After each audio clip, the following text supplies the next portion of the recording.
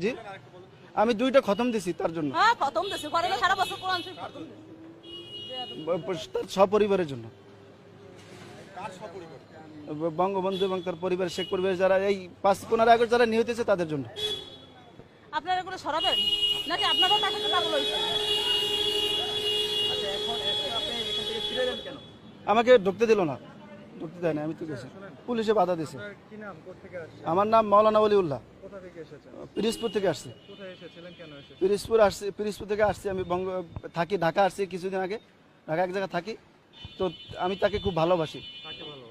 বঙ্গবন্ধুকে খুব ভালোবাসি। আমার তো নাইমে যেতে ইচ্ছে করতেছে, আপনি নাকি গাড়ি নেবেন নাকি নাইমে যাবেন? আসছি এখানে তার বাড়িটা জিয়ারত করার জন্য আসছি, এদেরও মাথায় সমস্যা, এদেরও যদি মাথায় সমস্যা না থাকে তাহলে আমাদের তো সমস্যা সাথে আসছি জিয়ারত করার জন্য আসছি, এবং তার জন্য খতম করে দোয়া, এখানে দোয়া করার জন্য আপনাদেরও তো আসছি। সমস্যা, আমি তো দেখছি আপনাদেরও সমস্যা, আপনাদের সমস্যা না তো তার সাথে এরকম কোন পারেন?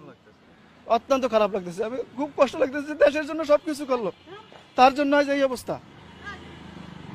নাম নাম